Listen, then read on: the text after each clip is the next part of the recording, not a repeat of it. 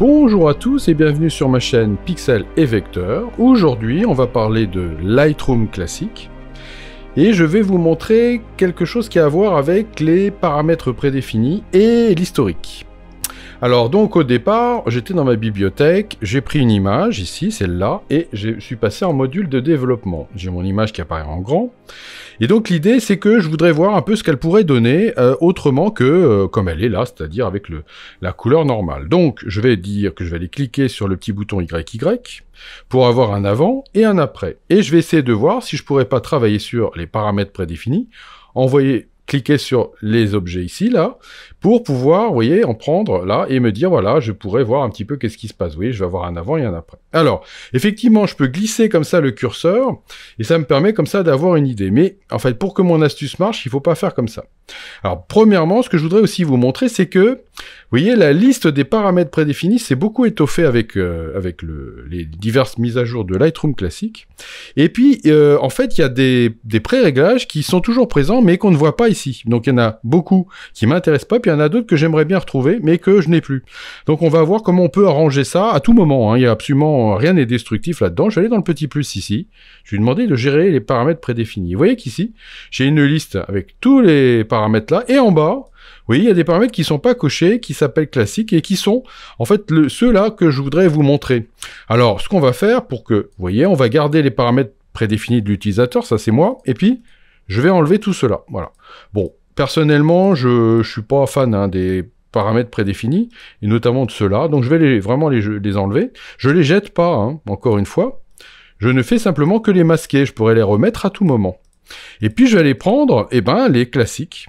Voilà, pour que vous voyez un petit peu ceux qui sont cachés. Je fais enregistrer, et vous voyez qu'on a maintenant plus que les classiques et mes paramètres à moi. Ok, vous voyez que mes paramètres à moi sont ici, il y en a pas beaucoup. Voilà, et ici, je me dis, bon bah voilà, j'aimerais bien éventuellement travailler sur ces paramètres-là. Alors, je vais tout de suite aller chercher des paramètres, bon, qui sont, on voit la différence, parce que sinon ça va pas être bien. Et je vais cliquer sur ignorer le blanchiment, et je vois un petit peu l'idée que ça a. Je pourrais aller cliquer sur passer, c'est pas mal, passer photo vieille, Polaroid. Vous voyez, à chaque fois que je clique, en fait, je mets le clic que je fais là, le paramètre de prédéfini va se mettre en historique. Vous voyez, ce qui permet comme ça de regarder. Je vois un petit peu ce que j'ai fait. Je me dis, ouais, il y en a des pas mal ici. Mais j'ai envie d'aller voir ailleurs. Je me dis, en fait, peut-être qu'en noir et blanc, ça serait pas mal. Et je me dis que, comme ça, attendez, je regarde. Bof, non, finalement, ça me plaît pas trop. On va aller voir dans les cyanotypes. Ah, le cyanotype me plaît pas mal. Le ton crème, le sépia. Allez, on va commencer avec un sépia. Je me dis, bah, le sépia, il est pas mal du tout. Mais d'un autre côté, je me dis, ouais, mais il y en avait un qui m'avait bien plu aussi. Et je me souviens plus, c'était nettement avant, mais je sais plus lequel c'est. Donc, ce que je peux faire, c'est aller dans l'historique. Et vous voyez, regardez dans l'historique, je vais retrouver tous mes éléments ici. Et là, je vais pouvoir simplement, vous voyez, survoler, jusqu'à ce que je tombe sur celui qui me plaisait, qui m'avait bien plu à l'époque. Vous voyez, je les fais tous comme ça. Et regardez, je vois ici dans le petit écran, là. Et je me dis, non, c'était lequel. Alors, vous voyez, là, je suis tout à fait au début. Ah, j'arrive plus à le retrouver. C'était pas ça. Ah, c'était celui-là qui me plaisait bien. Ouais. Vous voyez, ignorer le blanchiment, il s'appelle. Ok, je vais prendre ignorer le blanchiment, je vais le glisser ici. Vous voyez, je ne peux le faire que parce que je suis en mode de comparaison. Sinon, je pourrais pas. Et je l'ai, et voilà. Je l'ai ici. Et maintenant, bah, je peux cliquer sur le petit bouton pour l'installer ici. En après. C'est-à-dire que dorénavant, je vais avoir ça. C'est pas mal, ça. Et il y en avait un autre qui m'avait bien plu. Donc, je pourrais aller re-regarder. Et c'était lequel qui m'avait bien plu. Il y avait cyanotype. Et puis, il y en avait un, là. Ouais, bof.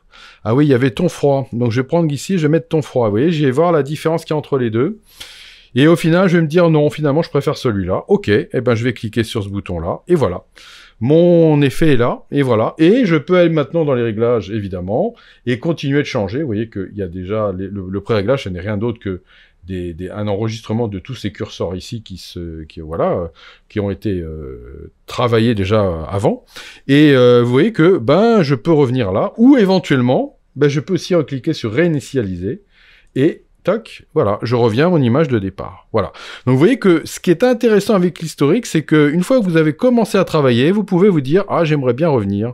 Mais vous voyez là, si je viens glisser celui-là ici, il va rien se passer. Alors que si je me mets en Y et que je viens lui dire que j'aimerais bien regarder celui-là, hop, ça marche. Voilà, donc oui, c'est ça l'intérêt de l'historique et du mode comparaison.